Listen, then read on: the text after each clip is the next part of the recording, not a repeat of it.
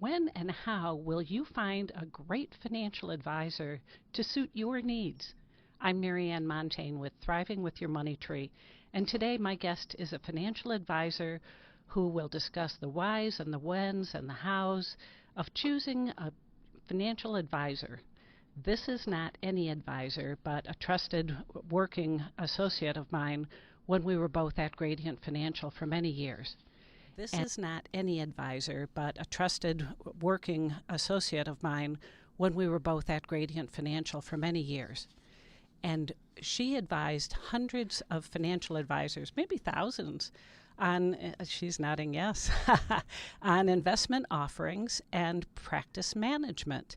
She and her husband have over 20 years' experience in the financial services industry, and together they lead the team at Paladin Wealth LLC.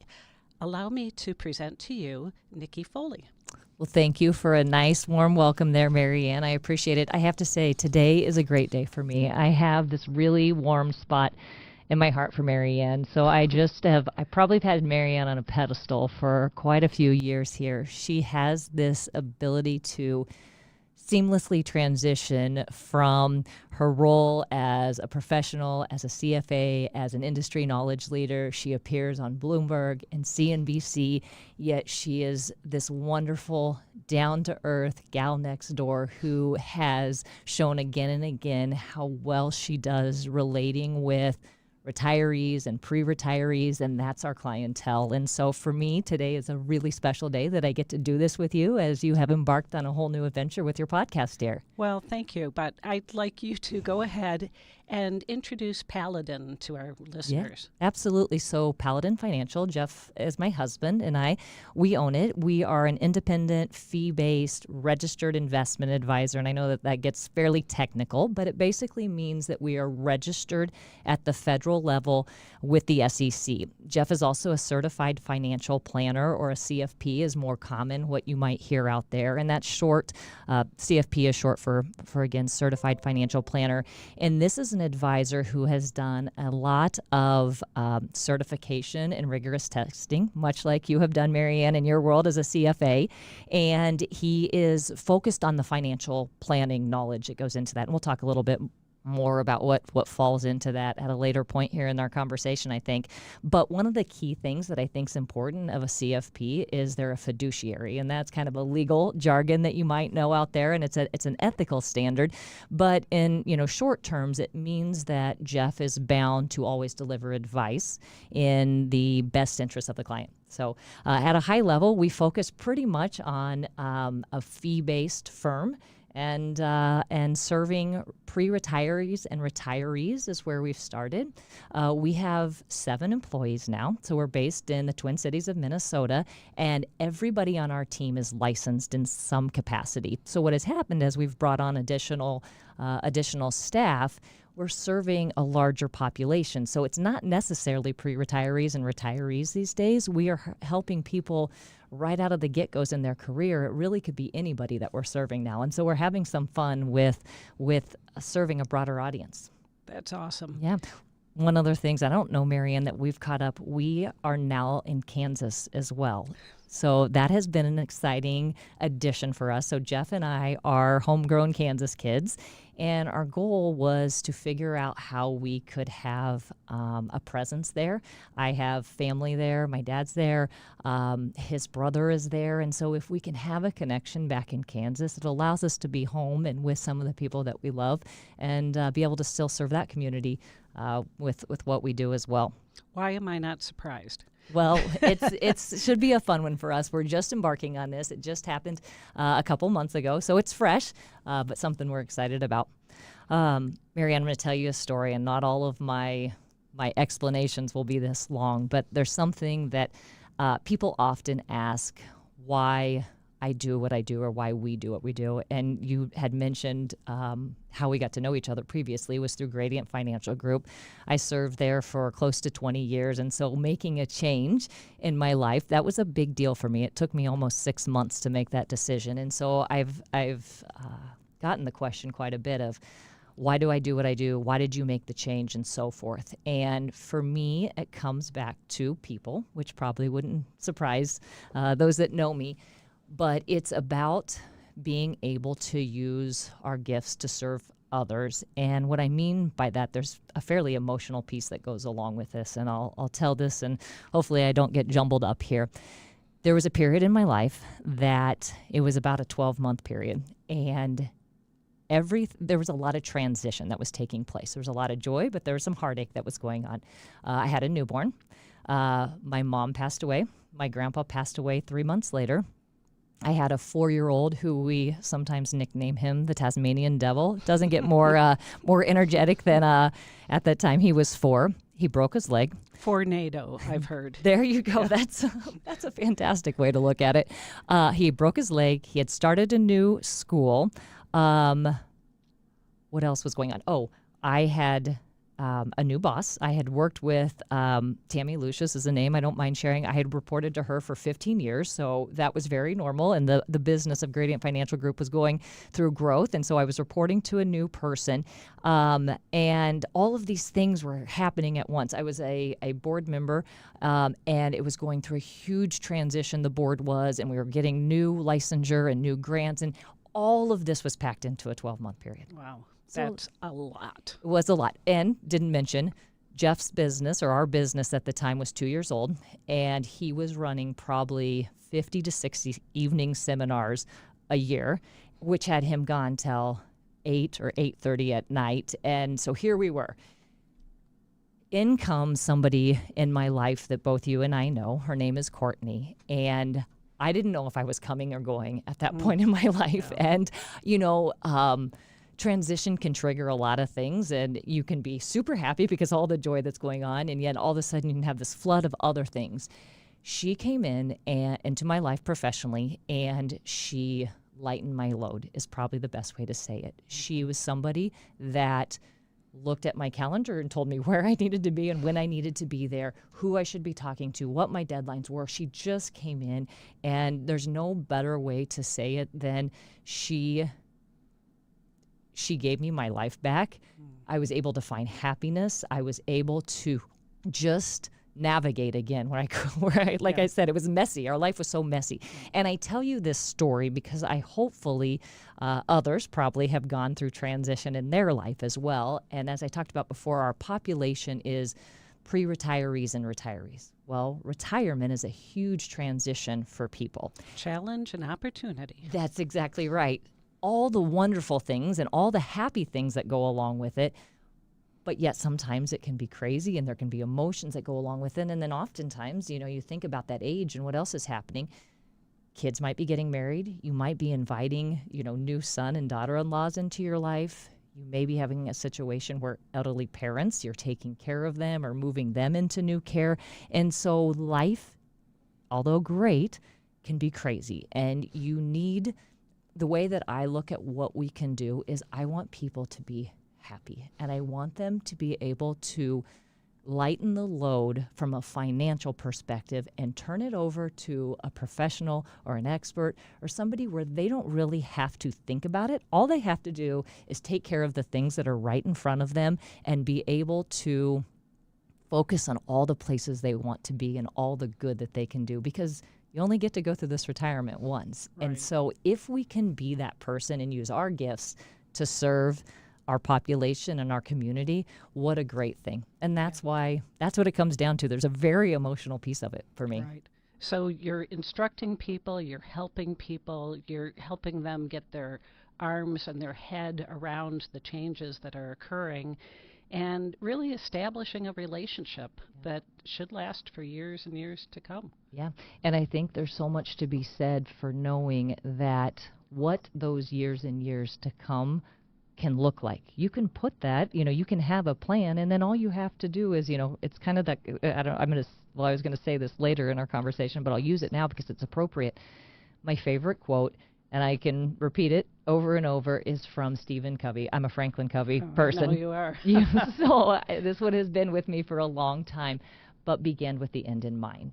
And I think that's one of the things that when you're working with an advisor and a financial professional, you have the ability to say, this is what I want it to look like when it's all said and done. This is what I want my bumper sticker or my obituary to say. This is how I want my kids to feel. Now, how do we get there? Right. And you work backwards. And that's hard to do on your own sometimes, and it's nice to have a professional with you to do that. Well, because people have expertise in other industries. They've been spending their life as an educator or operating a plant or just doing things that require expertise, but not financial investments expertise. Absolutely. So my answer there was long-winded. Not all of them will be that way, but it hopefully gives our listeners and our viewers an idea of what you can hopefully receive when you're looking for a financial advisor or having a professional in your life. So beginning with the end in mind. Well, like many others, my parents didn't have a financial advisor earlier in their lives, so they didn't have one to pass on to the rest of the family. So I'm going to start with the basics. Nikki, at what point can I initiate a meeting with a financial planner? I know most people start at retirement, but what's the earliest I could start? This is another one that's fun for me because I have a few stories to go with it. So my answer is start now. So whatever age our listeners are, start now. And I say that because, engaging a financial planner, the purpose is really twofold. You're hoping to have a roadmap, kind of like we talked about, and the key piece of that is often investing, right? And so if you invest young, there's some really key things that are going to happen for you. You're going to create habits, and those habits, if you start younger, again, greater chance of you having good habits that compound. And I say that in a way, in twofold, compound and build up, but compounding interest is a concept. And I don't know, Marianne, if you want to go through that, or I'm happy to go through that if our listeners aren't familiar with that. But it's basically when an investment grows and is reinvested over and over and over, you're building and earning more on the interest over time. Right. You may want to clarify it better than that. No, I think it's pretty simple that anyone who's had a savings account would say they started with $100 and they earned 5% each year. And so at the end of the first year, they've earned $5, $105. The following year, they're earning 5% on $105, so they make more than that $5 the second year, and it goes on and on. So that's the story of compounding. But here's what I've learned, and this is through a Vanguard study, that hiring an advisor could increase your returns by $1.7 million, assuming 5% annualized growth if you started with a $500,000 portfolio. So I don't know if you have $500,000 today or you're planning to receive that when someone passes away. But over time, with an advisor, you would earn, and this is over 25 years, so starting early is the key here, but you could earn with an advisor $3.4 million rather than, on average, with no advisor, $1.7 million. So it's doubling your money over 25 years. This is a very important thing to keep in mind. I'm going to add to this from just going through all of the meetings that we do with our pre-retirees and retirees. I don't have statistics behind this. It's just, from the experience side. I have found that those that start younger have a greater tolerance for risk. And I think this could be twofold. One, they have experienced the ups and downs of the market, and so they're more comfortable with this volatility because they recognize the trajectory generally is up. And I think you could probably say this better, but what is it, 10% on average is what the S&P as the market. Yeah, close to 10% over time, annualized. And so they're used to that feeling that goes along with it and recognizing where they might land. The other thing that I have found is when they have been investing longer, oftentimes that nest egg is bigger. And so they are willing to take a portion of that and be a little bit more risky with it. So they have their portion where they want to make sure that there is safety and security related to their risk tolerance, but there's a portion that they can have some more risk affiliated with that, and thus potentially greater returns. Well, it's probably educated risk, and that is what the financial advisor can offer is education so that you as an individual know where to take on risk and where not to take on risk. I think you make a good point there is all of this is personalized, and that's, uncovered during the strategy sessions and the time that we as an advisor would spend with a client and a prospective client. So personalized is the key to this, and it all is based off of somebody's risk tolerance and their preferences. Yep. So let's go into risk tolerance for a moment, because I don't know how many people understand that you can't take other people's recommendations if it causes the person, you, to lose sleep at night. You have to have a certain understanding of what's right for you. To thine own self be true, I've said in the past, so did William Shakespeare way back in the day. And that is understand your own personal preferences and how much risk you're willing to take. But we're going to move on to screening for an advisor. So, Nikki, how do you screen for an advisor? Do you use a friend's recommendation, or do you look to public sources? Or, are you just looking in, the Google machine, as it were, to find somebody close by? How would you screen? Such a good question. And I'm hoping that we can put up a slide or have something in the show notes that I have a chart that goes along with this. And so what some of this might feel a little technical, there's also some practical side to this as well. So the first piece is any financial professional that you're going to work with has to have licensure. And it just depends on what licensure they hold and what they can do. And so I'm going to break this down into three basic categories. The first category that you would to look at would be there's an insurance agent. The next category would be a registered representative, and a term that's maybe a little bit more common is broker. Absolutely. And then the third one that I feel like is has really in the last 10 to 15 years that has become a little bit more common as well is an investment advisor representative. And within each of these categories, they dictate a couple pieces. One, what products can that individual sell or offer to the end consumer? The other piece is how they get paid, which I think is an important piece because that oftentimes tells us how they are motivated and what their incentive is. And then the third piece is, and this goes back to what I just said, is what's motivating them? Whose behalf are they working on? And then another key piece of this is how can I go in and check all these people out and know where to look up somebody to see if they're a real person and do they have anything in their background that I should know about as an end consumer. And so the first two categories, again, was insurance agent and registered representative or a broker. Both of those pieces are paid on a commission basis. And so they're representing either an insurance company or a broker-dealer, and they're held to a suitability standard. This is getting pretty technical. Mm-hmm. Let me just move over to the third category for a second.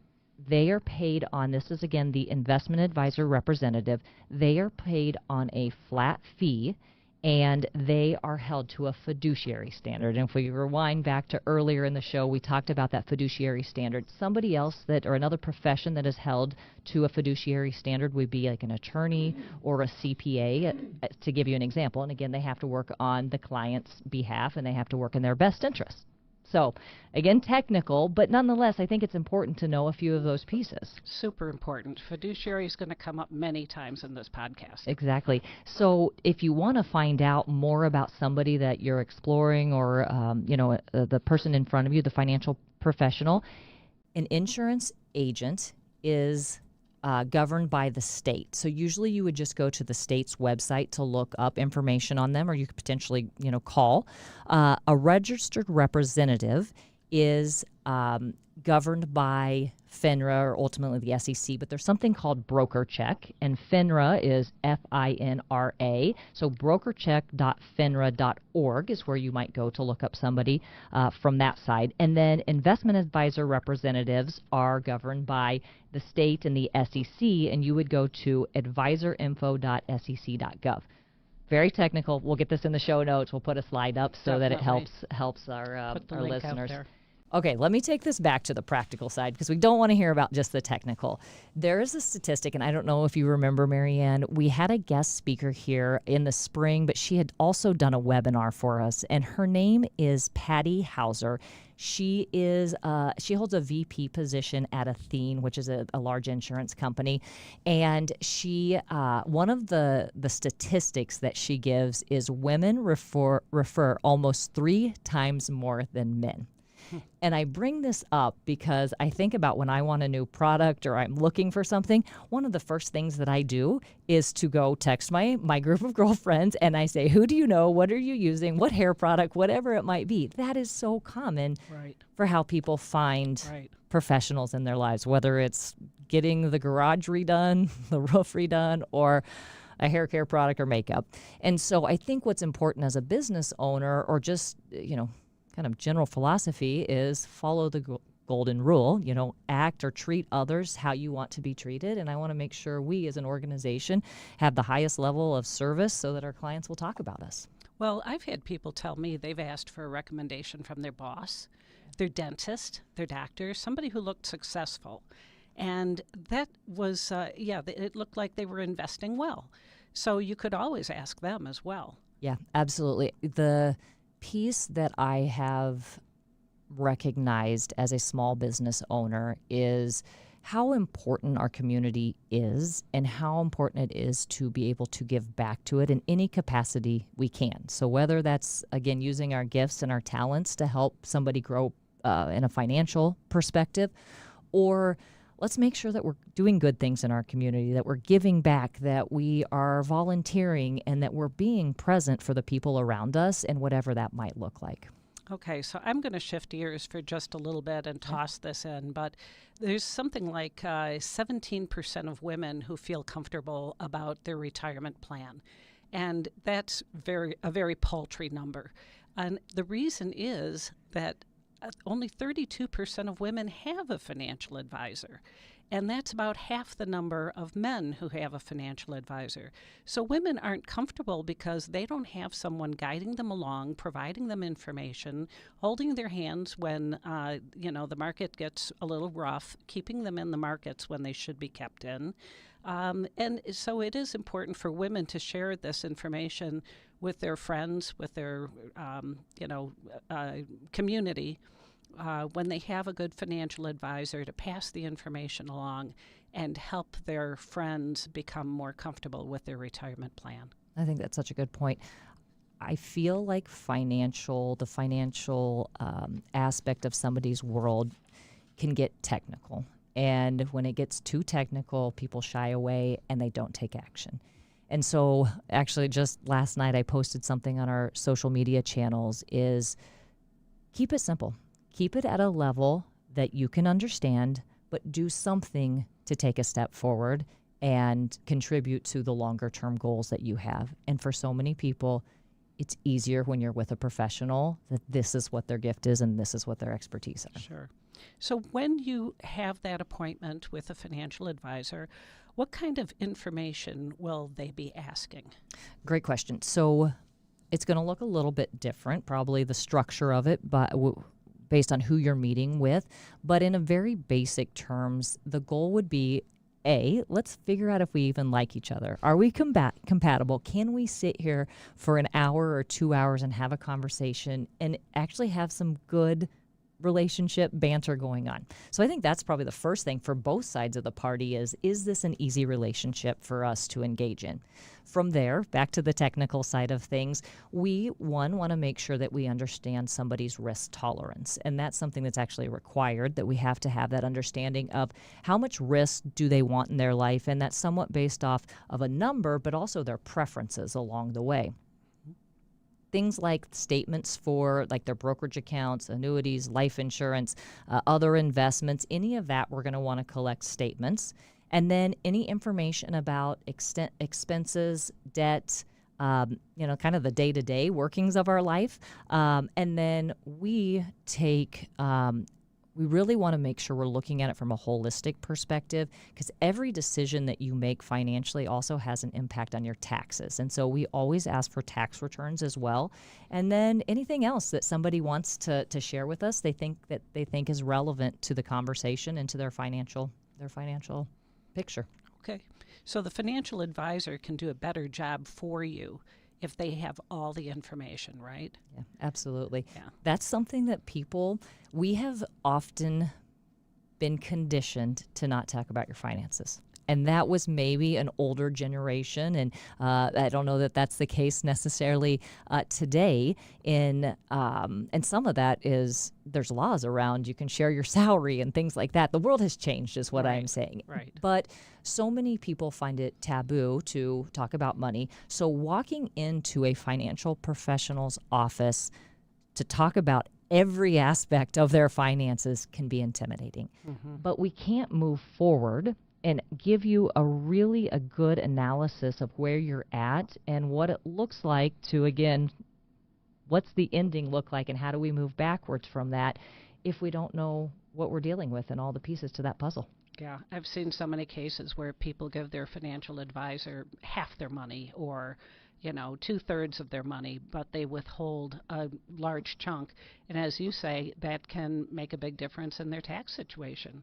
And, maybe they're thinking that they'll just tuck that money under the mattress or something when, in fact, they could be missing out on financial performance. So let's talk a bit about that fee-based versus a commission type of financial advisor. Yeah, there's layers to all of this, and that's I didn't say this when we were talking about those columns and the different things of insurance agent, broker versus investment advisor, representative. We actually hold licensure to do all three things. And the philosophy of my husband, Jeff, and kind of how he's built the organization is he feels that it's not a one-size-fits-all approach, that products are designed to fit specific situations. And the key to this is, while a lot of our business is built on that fee-based model, if he is truly wearing his CFP hat and acting as a fiduciary and working in the best interest of that client, we need to have available the products that are out there in the universe to work with. And so there are going to be times that a commission-based product might be the right situation for the person in front of us. That might mean a life insurance situation or an annuity. And other times, maybe we're talking to a younger person that it's a 529 plan, which you have a different license to do that. And so it's important to make sure that we're not going down a path of pigeonholing one thing. But in general, we start with a fee-based planning model is how we have our organization structured. Okay.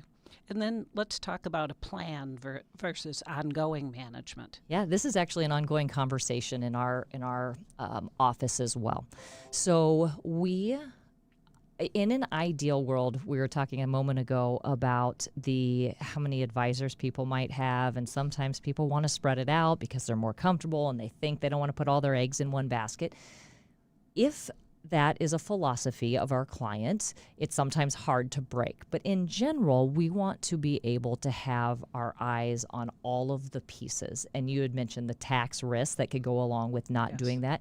But it's hard to be able to make sure you are maximizing the situation and having a really efficient outcome if you don't get to play with all the pieces. And so I think my point of that is we are ideally managing all of somebody's retirement assets. However, there are going to be situations that people really enjoy doing this themselves.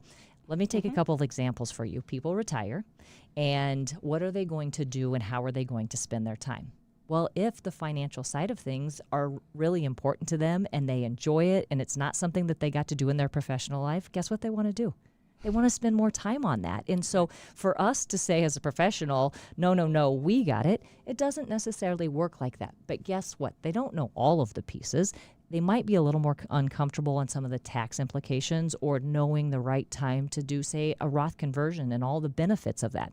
And so what we can do and offer them is more of a consultation, advice relationship where we charge them a flat fee. Okay. They still get to have their hands in it, but we're working together to tackle certain projects and tasks in a, say a 12-month period. Okay. So we actually think there's a benefit to both situations if it's right for the situation. Okay. And Nikki, in your prior career, you spent years working with hundreds, maybe thousands of financial advisors across the country. Yeah. We've had a lot of fun doing it. Well, what's your take on that one-person office versus a team office? I feel like I'm being wishy-washy on some of these questions because I do see it from a broader perspective. And I'm going to bring up that quote that I've said a few times, beginning with the end in mind. Where do you want it all to end? And so if you go with a multiple person office, you are in a situation where you are going to have a higher level of expenses because you're paying for people and processes and technology, and it gets complicated, right? And so you are going to be spending at a greater level, and you have to be producing at a greater. You'll ultimately be producing at a greater level as well, and you have succession in place, which is really important to the end consumer. You have depth that if you're on vacation, there's somebody else that can serve you. Right. And so you have this rich environment that's really good for the consumer. In contrast, though, somebody might want to keep it simple. They might not be good at managing people. It might be overwhelming to have an environment like that. And so they make a choice where they've decided that it's them and their wife, and that's the best way that they can service and support their clients. Mm-hmm. And the kind of the pros and cons for that professional is their expenses aren't high, so ultimately they're maybe able to retire earlier, pass it on in a different succession way. Mm-hmm. So I know that my answer there was kind of almost looking at it from a couple different sides of the ball, from both a consumer perspective and from a business owner perspective. And so I think it's important for the end consumer to understand how, what the ultimate goal is for that advisor and the level of service that they have related to the model that's right there in front of them. Okay. Well, just speaking of succession, my dad's 103 years old now. It's incredible. He's still got accounts at different financial advisors. We've helped him consolidate that, but I think he's down to 3. And he has outlived a couple of those advisors, so he's dealing with the successors at each of those places. It's more and more common that people are living to 100 or more, so you might want to take all that into consideration when you're choosing that financial advisor. I have something real quick, Marianne. We just read a study from Allianz, which is a big insurance company here actually in the Twin Cities. And their study was we are living longer. Mm-hmm. And so what do people want to do with that time? And 49% of respondents said they wanted to do something big and bold and to live life. And so I thought that was kind of fun to hear. Definitely. So again, when you have an advisor, do they just manage your stock and bond portfolio, or is there other things going on? I assume, especially with a CFP, you have to keep updating yourself as to what's going on new in the world of investments. Yeah, so great question. As a CFP, Jeff's perspective is on the financial plan side of things. And so when you talk about a financial plan, it doesn't limit yourself just to the investment management side of things or the stocks and bonds and that side. He really has created an environment within our organization, no matter what advisor that you're working with within our team, is let's make sure that we look at, first of all, the goals and the fears and the desires for the person and the retirees and pre-retirees we may be working with. Risk management is a key piece that we should look at. Tax preparation. We don't do tax preparation. but the tax planning side of things, income planning, the legacy and the estate planning side of things. Again, we're not offering the legal advice, but again, almost every decision you make is going to tie back either to your taxes or to your estate and what impact that might have. And then health and the long-term care side of things. We don't necessarily mean long-term care insurance, but what is your plan? If you live to 103, what do you want that to look like? And so we're bringing all of that into the equation on top of the investment management side of things. Okay, now let's talk about communications. So after I give my advisor my money to manage, how do I track how I'm doing? Great question.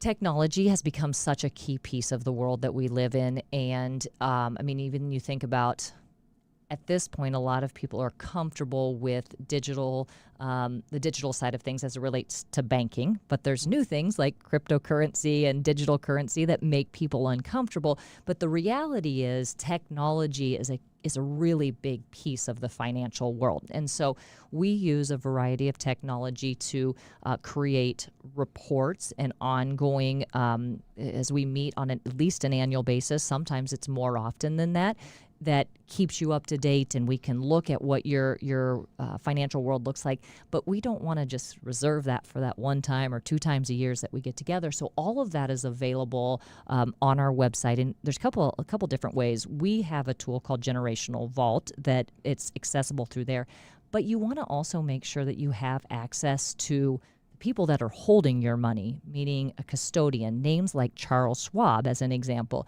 You can have access to that as well. And so that's one of the pieces that we do with our clients. Once they have decided to move forward with us, their initial meeting is we sit down and we get all their technology portals set up with them. Do they get text messages? Do they get their statements in the mail? And we make sure that they understand the technology as a key piece of this relationship and how to use it to their benefit. Excellent. So you've just talked about, having an annual meeting or a twice a year type of meeting. But what if in the meantime, between meetings, I get all scared by a hairy stock or bond market? Can I reach out anytime and talk to you? Yeah, great question. We started our conversation today about transition. And when transition is happening, guess what's happening? Crazy, messy, right? Mm-hmm. And so you want to know that your financial professional, your financial advisor is there. You can get a hold of them, that they are a partner with you. And so we have unlimited. Pick up the phone, call us, stop by, come in. We can absolutely want to make sure that we're your partner as you go through this. We structure it where we want to see you at least once a year. But as you are going through some of this transition, it might make sense for us to meet 2 times or even 3 times a year out of the gates. Once you get a little bit further into retirement or you get through a transition, then oftentimes we find our clients are more comfortable backing it off and maybe moving it to once a year. We do a lot to try to make sure that we're educating along the way. So quarterly webinars, face-to-face educational events. Marianne has been our keynote speaker at those in the past. And so we're doing what we can to make sure that it's not just us telling you what to do, but that we're a partner in this and we're educating you along the way. Great. So there's many out there who call themselves financial advisors, but it's so important to find the qualified people who have your goals and interests at heart and at the center of your portfolio. That word fiduciary is so critical. Choosing your financial advisor is a decision you want to get right. So take it from this expert, do your research, and compare advisors to find the one qualified to manage your money, one that will listen to your needs and find the right solution that you want to utilize for years to come, and be flexible when conditions change. Nikki, I can't thank you enough for joining me on Thriving with Your Money Tree. How can listeners reach out to you? Absolutely. Thanks so much. I appreciate that. This has been my treat to be here, and so I appreciate you having me here today. Phone number for Paladin Financial is 651-842-8406. 651-842-8406. You can also reach us at financialpaladin.com. So Paladin is an advocate, a defender, and so that is we're your financial paladin. So financialpaladin.com. Awesome. Thank you. Thank you.